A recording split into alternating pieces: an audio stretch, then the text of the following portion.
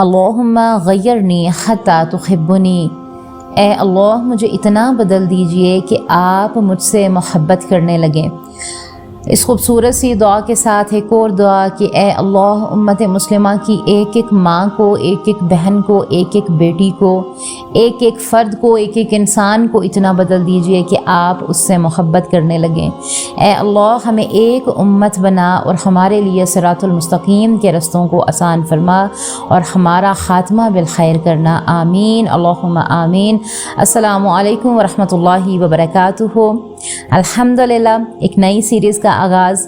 سب سے پہلے دل کی گہرائیوں سے اللہ سبحانہ و تعالیٰ کا شکر ادا کریں کہ اللہ سبحانہ و تعالیٰ نے ہمیں پھر سے موقع دیا اپنی اصلاح کا، اور ہمارے اس اصلاح کے سفر میں ہمارا جو موضوع ہے وہ ہے معاشرتی بگڑے اخلاق کی اصلاح، اور آج اس کا پہلا ٹاسک ہے بدتمیزی چھوڑ کر نرم لہجہ اپنانا۔ تو پیاری بہنوں، یہاں پر ہم ایک لمحے کے لیے رک کر سوچیں گے، اپنے دل پر ہاتھ رکھ کر سوچیں گے کہ ہم دن میں کتنی بار بات کرتے ہیں، لیکن کیا ہم یہ بھی سوچتے ہیں کہ ہم کیسے بات کرتے ہیں، کس انداز میں بات کرتے ہیں؟ کیا ہماری زبان لوگوں کے دلوں کو جوڑ رہی ہے یا لوگوں کے دلوں کو توڑ رہی ہے؟ کیا ہمارے الفاظ سکون دے رہے ہیں یا زخم دے رہے ہیں، لوگوں کے دلوں کو چھلنی کر رہے ہیں؟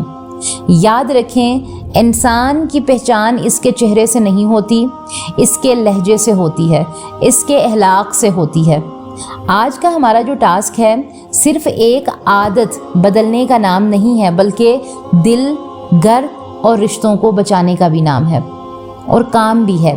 آج ہم سیکھیں گے کہ بدتمیزی چھوڑ کر نرم لہجہ کیسے اپنایا جائے، کیونکہ ہر انسان ہی اپنے آپ کو تہذیب والا اور اچھے اخلاق والا سمجھتا ہے، لیکن کہیں نہ کہیں اس کے اندر ایسی بیماریاں ہوتی ہیں کہ جو کہ اسے پتہ نہیں ہوتی اور اس کے اخلاق کو وہ تباہ کر رہی ہوتی ہیں۔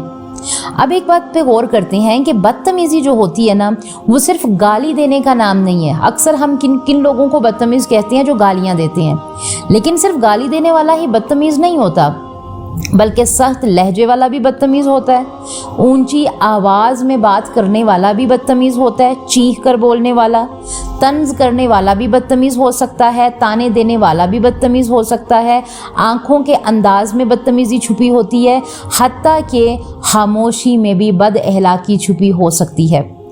آج ہمارے گھروں میں سکون کیوں نہیں ہے؟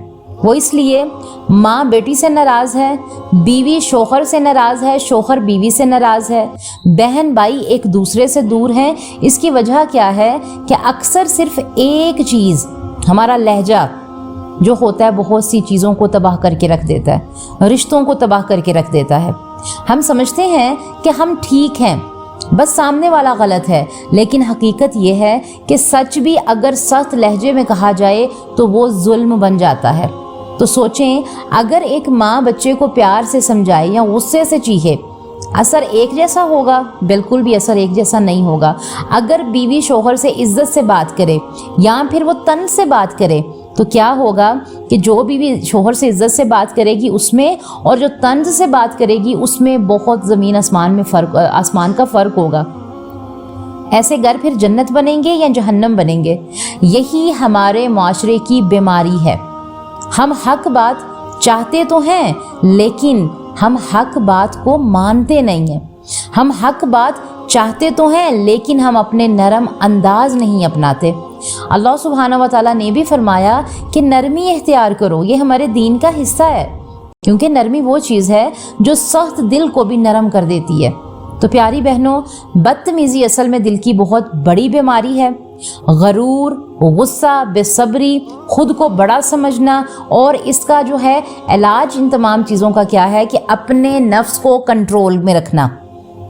عملی حکمت عملی اس میں کیا ہے کہ جب غصہ آئے فوراً خاموش ہو جائیں، جواب دینے سے پہلے 3 سیکنڈ تک رکیں اور سوچیں، اپنے لہجے کو آہستہ رکھیں، خود سے پوچھیں کہ اگر یہی بات مجھ سے ایسے کہی جائے تو اس کا اثر کیا ہوگا؟ اگر یہی بات غصے میں، طنز میں کہی جائے اس کا اثر کیا ہوگا؟ اور یہی بات اگر نرمی سے، حکمت سے کی جائے تو اس کا اثر کیا ہوگا؟ نرمی یاد رکھیں کمزوری نہیں ہوتی، بلکہ مضبوط ایمان کی نشانی ہوتی ہے۔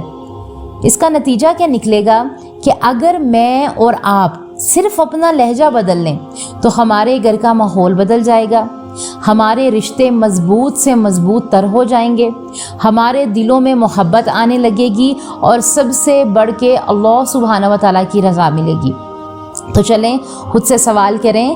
آج کا ہمارا پہلا سوال جو خود احتسابی سوالات ہیں، ان میں سے پہلا سوال کہ کیا میری زبان لوگوں کو سکون دیتی ہے یا تکلیف دیتی ہے؟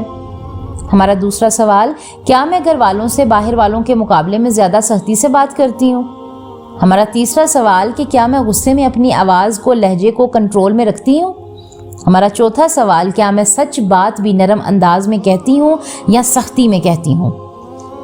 یہ بہت اہم سوال ہے۔ بہت سے لوگ سچ کہتے ہیں لیکن ان کا انداز ایسا ہوتا ہے کہ وہ سچ بھی ظلم بن جاتا ہے۔ پھر ہمارا پانچواں سوال کہ اگر میرے ساتھ وہی لہجہ شامل ہو تو کیا مجھے اچھا لگے گا یا برا لگے گا؟ تو اللہ تعالیٰ سے دعا کریں کہ یا اللہ ہماری زبانوں کو نرم بنا دے، ہمیں بدتمیز، سختی اور غرور سے بچا لے، ہمیں ایسا انسان بنا دے کہ ہمارے الفاظ لوگوں کے لیے سکون کا ذریعہ بنے، اور ہمیں اپنے اخلاق کے ذریعے تیری رضا حاصل کرنے والا بنا دے۔ آمین، اللہم آمین۔ السلام علیکم ورحمۃ اللہ وبرکاتہ۔